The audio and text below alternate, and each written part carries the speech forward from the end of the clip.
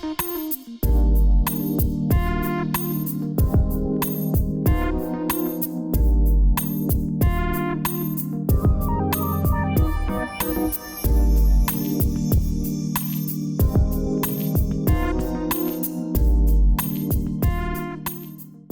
quero começar uma série de mensagens sobre como se forma um homem, como se forma uma mulher. Ninguém nasce pronto. Ninguém já vem pronto. A gente é construído ao longo da nossa vida.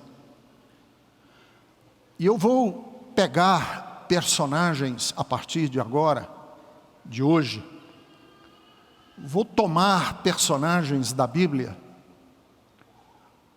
e ver como foi que esses personagens, homens e mulheres, se construíram como pessoas.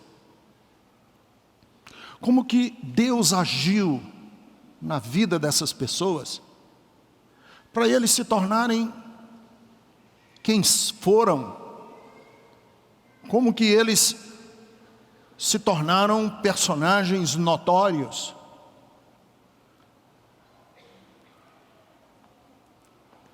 Muitas vezes eu tenho dificuldade, e a Jerusa me ajuda muito, em dar o título da minha mensagem. Eu pensei em dar um título para essa mensagem, que vocês têm aí projetada. Eu pensei em dizer assim, o segredo de uma vida vitoriosa. Não gostei. Depois eu pensei assim, o título da minha mensagem vai ser o segredo de uma vida bem-sucedida. Também não gostei. Aí eu pensei, que eu até já escrevi um livro, o segredo de uma vida triunfante. Também não gostei. Se eu escrevesse o livro de novo, eu já não colocaria mais esse título. Eu escolhi o título acima, porque o que faz uma vida ser bem vivida não é vitória. O que faz uma vida bem vivida não é triunfo e nem é sucesso. Uma vida bem vivida tem muitos fatores. A receita de uma vida bem vivida tem muitos ingredientes, igual como a receita do bolo da minha avó, que tinha muitos ingredientes que ela não contava para ninguém. Uma vida bem vivida tem ingredientes que muitos não conhecem, não sabem, não veem, não percebem. No Antigo Testamento, o personagem mais mencionado do Antigo Testamento, que o nome dele aparece mais vezes na Bíblia hebraica, é Davi. O nome de Davi aparece mais na Bíblia do que qualquer outro personagem. E o Novo Testamento reitera, explica por que o nome de Davi foi um nome tão mencionado. Porque a Bíblia diz que Davi era um homem segundo o coração de Deus. Eis uma vida bem vivida. Abra comigo a sua Bíblia. No primeiro livro de Samuel, no Antigo Testamento, obviamente, capítulo de número 13, versículo de número 14. 1 de Samuel, capítulo de número 13, versículo de número 14. O texto diz assim, sobre Saul: o seu reino, quer dizer, o reino de Saul, não permanecerá. O Senhor procurou um homem segundo o seu coração e o designou líder de seu povo, porque você, Saul, não obedeceu ao mandamento do Senhor. Agora vá comigo para o livro de Atos dos Apóstolos, lá no Novo Testamento, capítulo de número 13, versículo de número 22. Atos dos Apóstolos, capítulo de número 13, versículo de número 22. Depois de rejeitar Saul, levantou-lhes Davi como rei, sobre quem testemunhou: encontrei Davi, filho de Jessé, homem segundo o meu coração. Ele fará tudo o que for da minha vontade.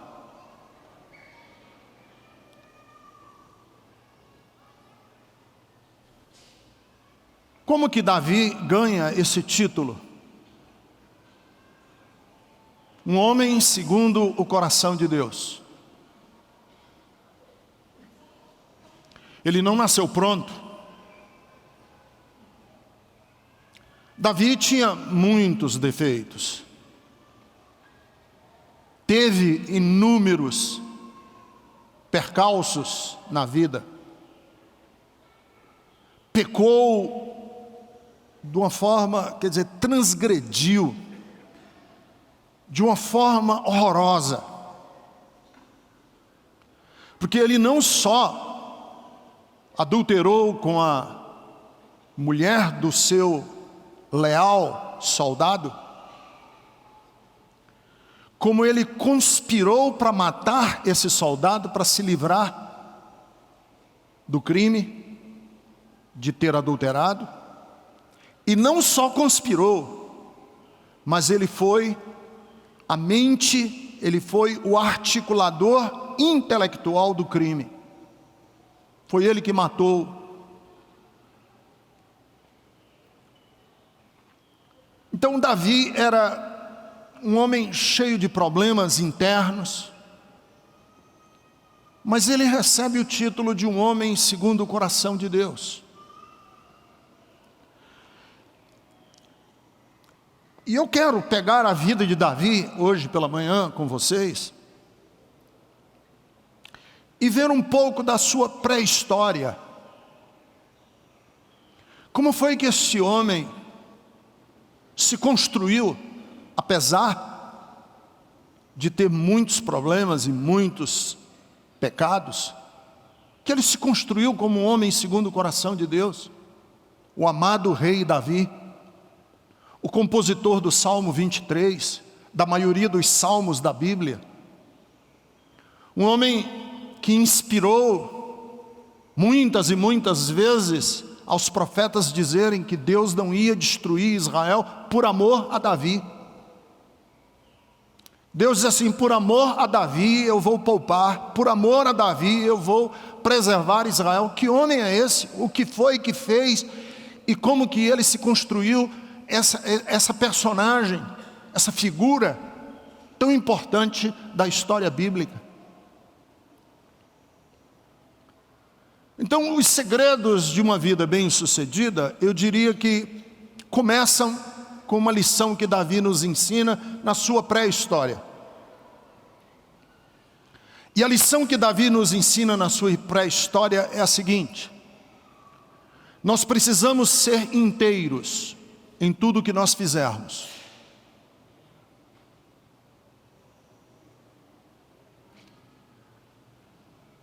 Eu diria assim: se você quer ser ou ter uma vida bem vivida,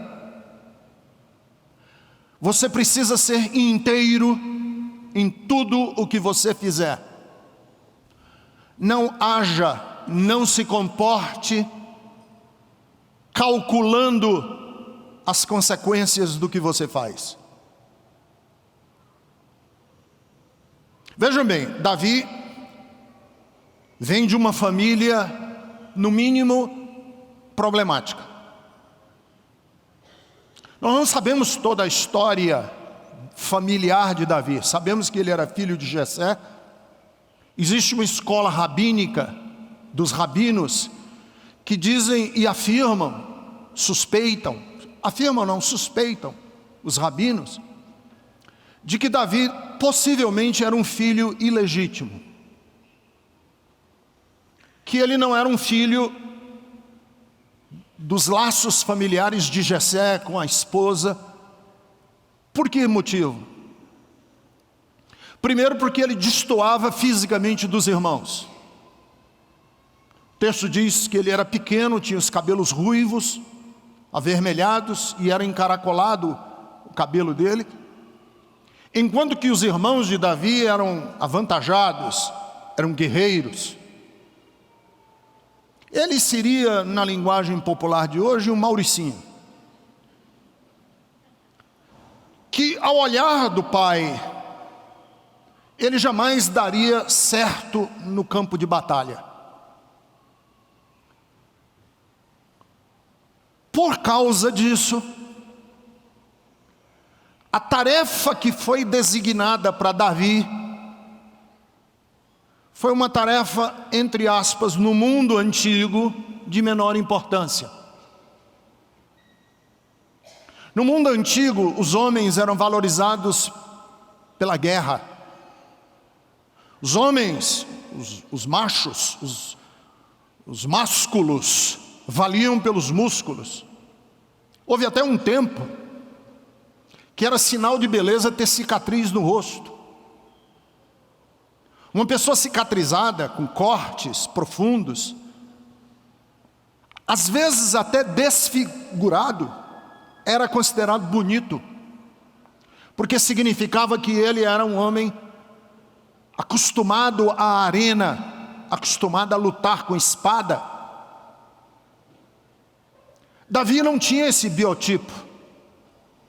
O biotipo de Davi era frágil, era um biotipo mais feminino do que masculino. E parece que seu pai tinha vergonha dele. Como que parece que seu pai tinha vergonha dele?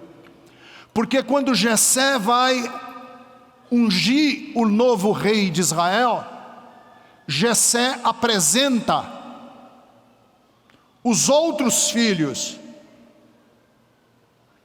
para Samuel. Está aqui, esse aqui possivelmente vai ser o rei de Israel.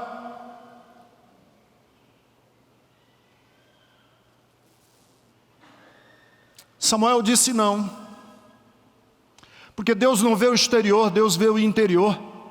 Não é esse não. Apresentou outro filho. Não, também esse não, porque Deus não vê o exterior, Deus vê o interior. E no fim da história, Samuel pergunta para Jessé: você não tem nenhum outro filho? Não é possível. Deus me mandou aqui para ungir, para escolher o futuro rei de Israel, e você me apresenta seus filhos e eu as coisas não estão batendo, as coisas não estão dando certo. E constrangido e envergonhado até, o pai de Davi diz assim: eu tenho um filho, mas ele está cuidando das ovelhas. Ele é, entre aspas, o marginal da casa. Ele é, entre aspas, o menos querido da casa. Ele é a vergonha da casa. Samuel disse, por descarga de consciência: traga ele aqui. Quem sabe? Porque Deus não vê o exterior, Deus vê o interior, quem sabe? Em 1 de Samuel, capítulo 16, versículo de número 11, Samuel diz assim: estes são todos os filhos que você tem? Jessé respondeu: ainda tenho o caçula, mas ele está cuidando das ovelhas. Ele está cuidando das ovelhas significa o quê? Significa que ele está na posição menos importante, ele é o menos importante. Aqui está o segredo de Davi. Designado a fazer o menos importante, ele fez com toda integridade e com toda inteireza. Estava lá desinteressadamente cuidando de ovelhas. Estava lá fazendo o que lhe chegou às mãos, sem calcular se aquilo iria lhe promover na vida, se era aquela sua sorte para sempre, se ele ia ser bem-sucedido no futuro. Não, ele estava cuidando das ovelhas. Não achava que era vergonhoso, ele não se achava menor, ele não se achava menos privilegiado, porque o que lhe chegou às mãos ele estava fazendo com toda a integridade. Então aqui eu acho que tem uma coisa importante na nossa vida, que eu acho que todos nós, eu inclusive me coloco dentro dessa lógica, vivemos num mundo hoje em que todos nós estamos sempre calculando que proveito eu vou levar naquilo que faço. Raramente a gente faz alguma coisa hoje no mundo em que vivemos desinteressadamente. Raramente. Estamos sempre calculando que benefício isso vai me trazer. É como o aluno de secundário, ensino médio, que estuda pensando em passar de ano e estuda pensando em prestar vestibular, e estuda pensando em prestar vestibular para um campo que lhe dê mais dinheiro, e estuda na faculdade pensando em fazer alguma especialização para que faça dele uma pessoa bem-sucedida. A gente engrena, a gente concatena as nossas ideias e pensa o seguinte: como é que eu vou cuidar de ovelhas se isso não vai me trazer proveito no futuro? O problema é que quando a gente age na vida esperando resultados, os resultados que a gente espera da vida nem sempre são os que a gente imaginava. Você está pensando em estudar para passar no vestibular, para fazer aquela faculdade para ficar rico, mas essa faculdade que você vai fazer pode ser a sua desgraça, pode ser o desastre da sua família, pode ser o desastre da sua alma, porque a gente não tem como concatenar a nossa vida. Então qual é a solução? Faça o que chegar às suas mãos desinteressadamente, porque você não sabe quais vão ser os desdobramentos. Você aposta, por exemplo, não, eu vou ser amigo dessa pessoa, porque essa pessoa vai me trazer algum proveito no futuro. Não, essa pessoa pode não trazer proveito para você. Não, não vou ser amigo deste aqui, porque este aqui pode ser que ele não ajude em nada na minha vida. E pode ser que este que você está rejeitando seria a solução para a sua vida. Nós não temos o controle de dizer assim, não, eu vou pensar e vou imaginar exatamente como eu vou ordenar a minha vida, porque fazendo assim vai dar certo.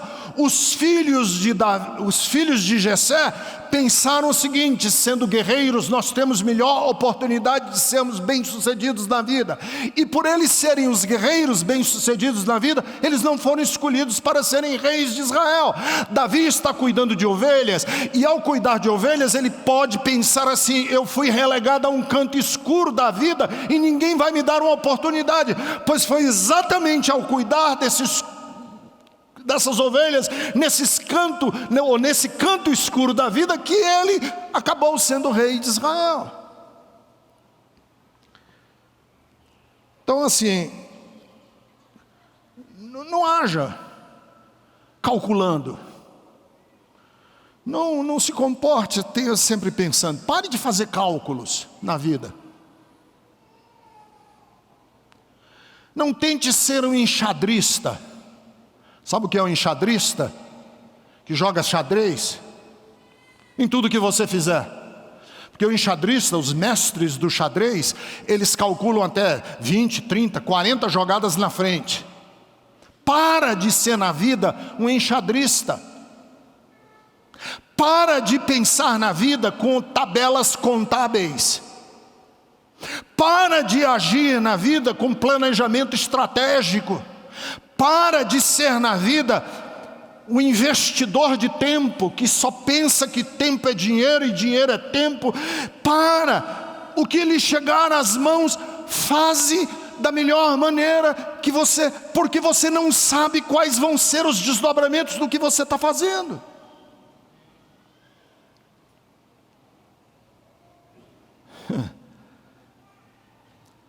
Eu não vou cuidar das ovelhas do meu pai, porque isso não vai me dar nada na vida. Foi exatamente porque você estava cuidando das ovelhas do seu pai. Nós não vamos ter filhos. Conheço casais que dizem assim: nós não vamos ter filhos. Por quê? Não, criança pode trazer muito problema e dor para o nosso coração. Não vou mais para a igreja, porque na igreja eu acabo me decepcionando.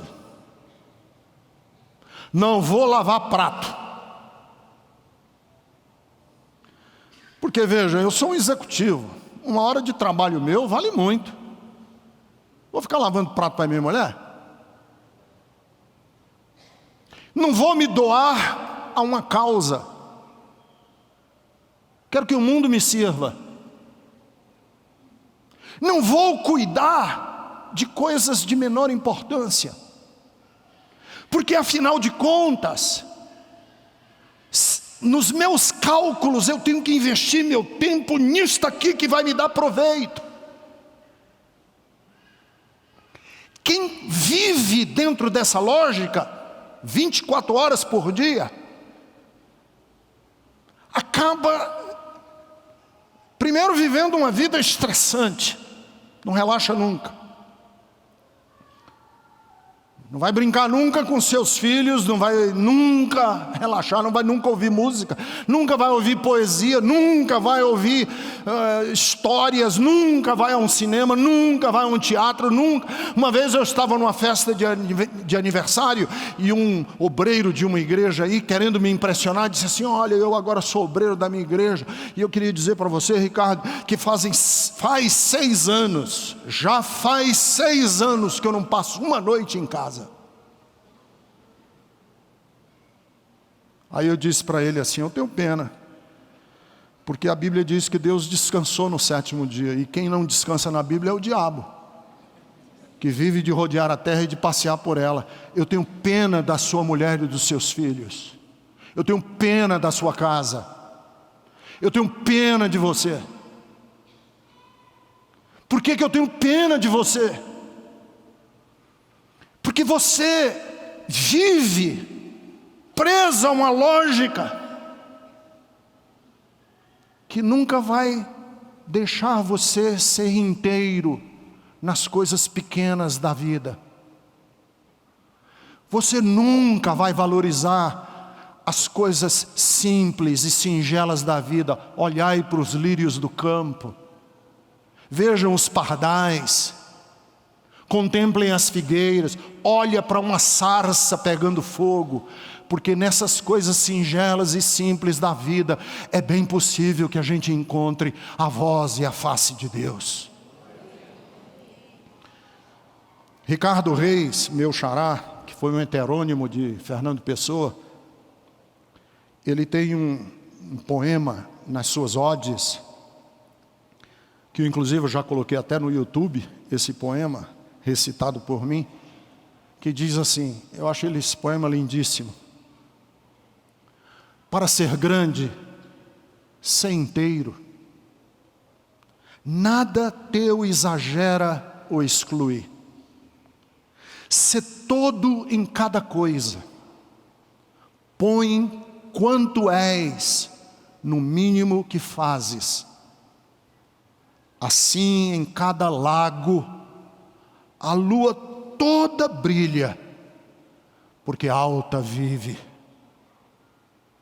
Que linda! A lua brilha na pequena lagoa, porque ela vive alta. Davi recebeu a incumbência menor, entre aspas, grandes aspas aí, de cuidar das ovelhas. Lá, ele se dedicou com todo o coração. Fez com integridade. E Deus disse: este é um homem segundo o meu coração. Segundo, nunca conspire. Nunca conspire. Nunca seja falso. Jamais esquivo para conquistar seus objetivos. Nunca seja falso, esquivo. Jamais seja um conspirador para alcançar os seus objetivos.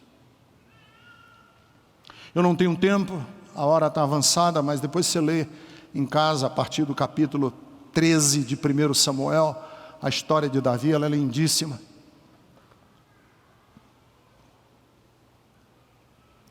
Davi lutou contra Golias, venceu. Saul, por inveja de Davi, começou a nutrir uma paranoia, uma verdadeira paranoia. Ele ficou paranoico, porque ele era rei, e começou a ter medo até da própria sombra, de gente que queria conquistar o seu poder, conquistar o seu trono, conquistar a ele, derrubá-lo. A Bíblia diz que ele ficou perturbado por um espírito sujo, maligno. E quando ele estava perturbado por esse espírito maligno, o texto da Bíblia nos diz assim, em 1 de Samuel, capítulo 16, versículo 15 ao versículo 19. Os funcionários de Saul lhe disseram: há um espírito maligno, mandado de Deus te atormentando. Que o Senhor mande estes seus servos procurar um homem que saiba tocar harpa. Quando o espírito maligno se apoderar de ti, o homem tocará a harpa e tu te sentirás melhor. Saul respondeu aos que o serviam: encontrem alguém que toque bem a harpa.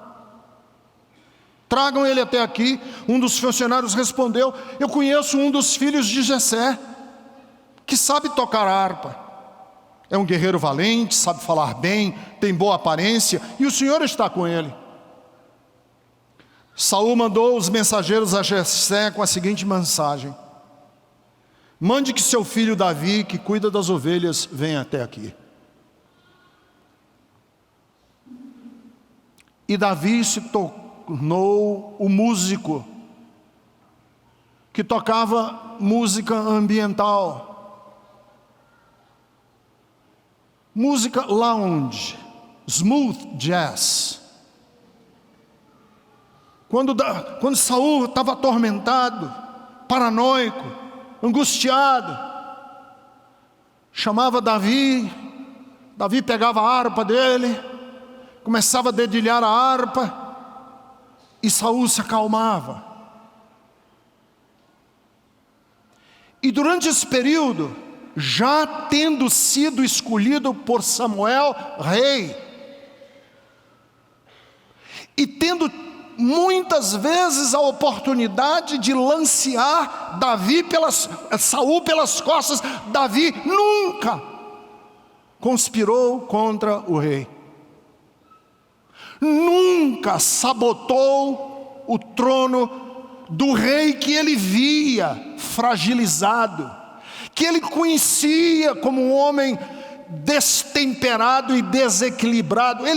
Davi via que ele era um homem atormentado, e que qualquer olhar menos avisado percebia que havia demônios internos destruindo com a mente de Saul. E Davi nunca puxou o tapete de Saul. Quer uma vida bem-sucedida, bem vivida, triunfante, vitoriosa? Deixa eu falar para vocês. Não sabote o lugar de ninguém. Você pode até derrubar aquela pessoa, mas você arruína com a sua própria alma. Isso aqui é a inveja. O invejoso não destrói a quem ele inveja. O invejoso destrói a si mesmo. E há uma linha muito tênue que separa a admiração da inveja. O invejoso é um patife que admira. Todo invejoso é um admirador. Mas é uma forma cafajeste, é uma forma destruidora de admirar. Porque você quer destruir com ele, você quer sabotar ele, você quer acabar com a vida dela. Não queira o que é do outro, que não lhe pertence. Não deseje os desejos do outro. Não inveje o estilo de vida dos outros. Eu há muito tempo assisti um filme, eu nem me lembro como era o título do filme, nem me lembro mais do enredo completo. Mas era um filme sobre a Segunda Guerra Mundial e a guerra entre republicanos e franquistas na Espanha. Você sabe que houve uma guerra civil na Espanha entre os que eram aliados de Franco, que eram fascistas, e os republicanos que queriam uma França republicana. E houve uma guerra horrorosa que foi subsidiada e apoiada por Hitler, Segunda Guerra Mundial, antes da Segunda Guerra Mundial. E foi por causa disso que Pablo Picasso pintou a Guernica, que foi uma cidade bombardeada por Hitler e que destruiu e dizimou toda a cidade. E eu assisti esse filme e eu me lembro pouquíssimo do filme, mas eu me lembro de uma cena do filme. Era um grupo de jornalistas que estava cobrindo a guerra. Eles estavam num restaurante caríssimo de Paris, pouco antes da Segunda Guerra Mundial. E esses jornalistas começaram a comer e beber, e pedir um drink, e pedir outro, e pedir outro, e pedir outro. E quando foi no fim da noite, que o garçom apresentou para eles a conta, que eles olharam a conta, o salário de todos eles do ano inteiro não pagava a conta. A conta era daqueles restaurantes caríssimos de Paris, impagável. E eles ficaram assim discutindo. E como é que nós vamos pagar, e como é que vai ser, e constrangimento. E de repente eles olharam, quando vem o maître do restaurante e diz: olha, aquele senhor careca que está ali, pagou a conta de vocês. E eles olharam para o carequinha que estava lá, jantando, era o próprio Picasso. Tinha pago a conta deles todas. Mas no bilhete que o Picasso pagava a conta, tinha escrito assim: vocês como jornalistas estão aqui para cobrir os eventos sobre a nossa vida, não para imitar a nossa vida. Não para querer viver a vida que nós vivemos. Eu era jovem quando assisti esse filme. E quando eu assisti esse filme, você pode não acreditar, você que é crentão, mas Deus fala com a gente até em filme. Deus falou comigo. E o que Deus falou comigo foi o seguinte: você vai pastorear gente que é rica. Lembre-se sempre, Ricardo, você foi chamado para pastorear a vida deles, não para querer ter a vida deles. Você não foi chamado para ter a vida deles, você foi chamado para pastorear a vida deles. Por que isso é importante? Porque se alguém parar uma BMW aqui no estacionamento da igreja, eu não fico, meu Deus, por que eu sou tão pobre? Eu não fui chamado para ter o carro deles, eu fui chamado para ser o pastor da vida dele. Que se eu for chamado para algum dia ir jantar, e a pessoa pagar o meu jantar, eu não fico com inveja do estilo de vida que a pessoa teve. Eu sou grato por ele ter me convidado.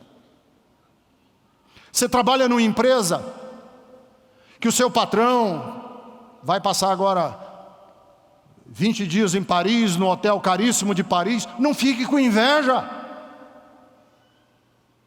Não fique querendo sabotar o seu patrão. Não fique querendo roubar dele. Não seja um conspirador dentro da sua empresa, porque você vive guloso com o que o outro tem. Você pode até derrubar ele, mas você vai destruir com a sua vida, vai destruir com a sua alma. Isso vale para tudo. Não só para dinheiro, vale para a mulher do outro.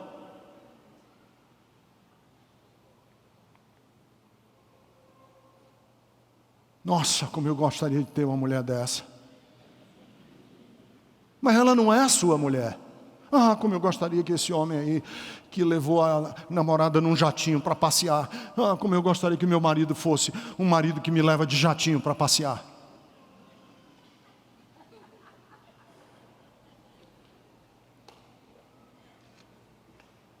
Não quero o que é do outro. Deixa ele. O trono é de Saul. E se Saul tem que cair, não vai ser pelas suas mãos. Não vai ser você, Davi, que vai derrubar Saul. Porque o Salmo 9, versículo de número 16, diz assim: o Senhor é conhecido pela justiça que executa, e os ímpios caem na própria armadilha. E eu vou terminar. Eu vou falar mais ainda de Davi outros dias. Conscientize-se. Você quer uma vida bem vivida? Conscientize-se de que você precisa, na sua história de vida, de coisas boas e ruins.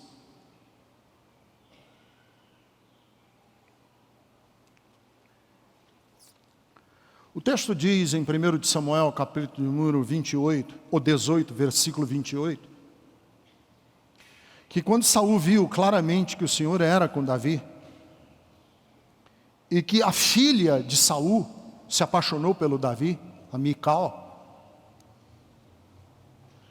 temeu Davi, e o texto diz assim: e Saul se tornou seu inimigo pelo resto da vida. Quando Davi lutou contra o gigante Golias, claro, ele ganhou a simpatia de muitos, mas ele ganhou também a antipatia do rei. O ódio ostensivo do rei cresceu quando Jonatas, o filho do rei, fez uma aliança com Davi, e a filha do rei se apaixonou por ele. E a vida de Davi, a partir daí, foi só tribulação. Só tribulação. Andou errante em cavernas. O exército que ele formou para sobreviver era um exército de marginais, de excluídos. Passou fome. Água, não tinha água para beber. Naquele deserto. Por que eu digo isso? Porque a gente acha que uma vida bem vivida é uma vida livre de problemas. Todos nós achamos isso. Ninguém gosta de problemas. E a gente passa a nossa vida inteira querendo tirar os problemas da nossa vida. Se eu pudesse acabar com os problemas da minha vida, eu seria feliz. Não, se você conseguisse tirar os problemas da sua vida, você não seria feliz. Isso é uma ilusão. Nós nos construímos gente também com os nossos problemas. Essa ideia de que eu vou servir ao meu Deus e a minha vida vai ser um mar de rosas, isso é uma ilusão, isso não existe. Aliás, a Bíblia não quer isso para você.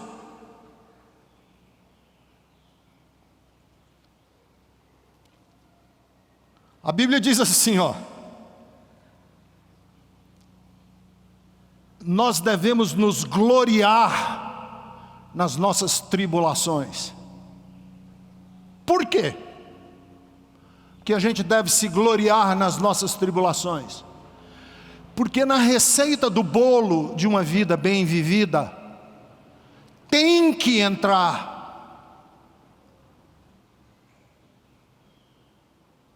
o tempero do problema, do sofrimento, da tribulação. Olhe para você hoje mesmo. Investigue a sua própria vida hoje. Quem é você? Hoje. Você chegou aqui hoje, primeiro domingo de 2016. Como foi que você chegou? Só com vitórias na vida? Quem está aqui hoje só com vitórias na vida? Sim, eu sei, alguns sofreram mais do que outros na vida, claro. Até isso é relativo. Porque a gente não tem como medir o tamanho do sofrimento de um e de outro. Todos nós sofremos. E a Bíblia diz assim, olha, nós nos gloriamos nas tribulações, porque a nossa tribulação vale na nossa vida para gerar em nós perseverança. Sem desafios, você não sobrevive. Sem obstáculos para vencer, você seria um inútil. O que fez você ser você foi como você enfrentou não só as vitórias, mas também as lutas. Isso entra no jogo. Davi se tornou Davi, o Davi que a gente conhece, homem segundo o coração de Deus, porque a vida dele teve tanta alegria e triunfo, como teve sofrimento e adversidade. Por isso a Bíblia diz assim, alegrem-se na esperança. Está escrito em Romanos capítulo 12, versículo de número 12.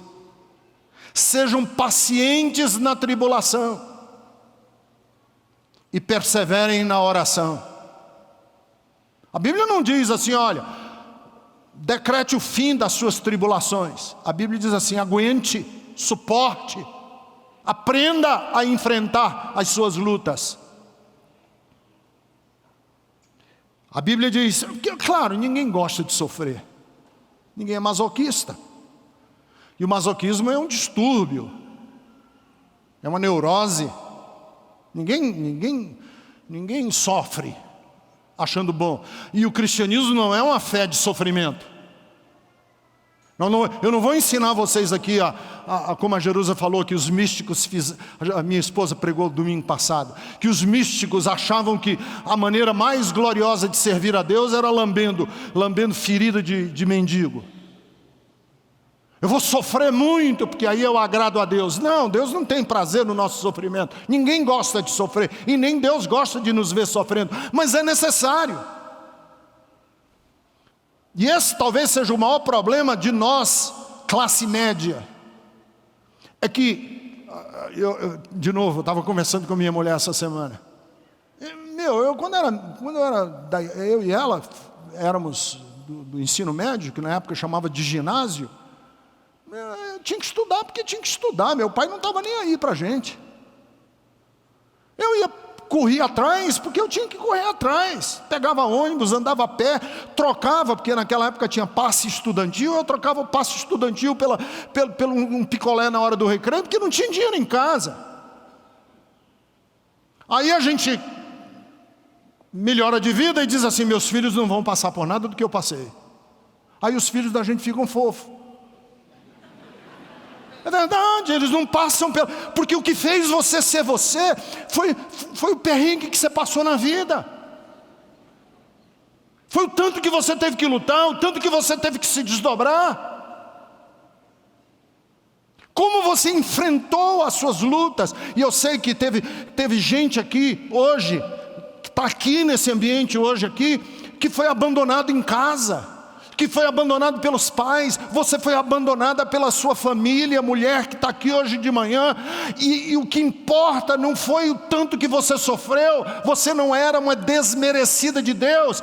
Esse elemento de sofrimento entra na receita para tornar você uma mulher de fibra, com tenacidade, com garra de enfrentar a vida, de queixo erguido, pelo tanto que você sofreu. A Bíblia diz que nisso nós devemos exultar. Devemos exultar. Porque mesmo por um pouco de tempo, se a gente for entristecido com todo tipo de provação, nesse tempo que a gente é entristecido, a gente levanta, dá têmpera à nossa fé.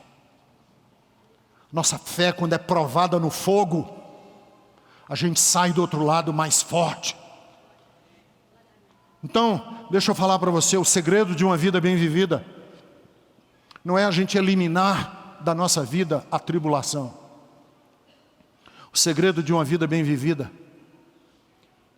é como que a gente renasce de dentro da nossa tribulação. Como a gente sai dessa tribulação. E não ficar atolado nela. Sim, claro, tem um tempo de luto, tem um tempo de dor, tem um tempo de choro, claro, tem um tempo de angústia, mas você não pode ficar aí o tempo inteiro. Por quê? Porque você pode sim, como um músculo que exercita e tem micro-rupturas, uma vez ele sarado, ele fica mais forte, ele fica mais vigoroso, e Deus quer e vai se comprometer com você, para você sair desse tempo da sua vida mais vigoroso, mais vigorosa, cabeça erguida e enfrentando a vida com outra tenacidade. Por isso, repita comigo, diga assim: não só isso.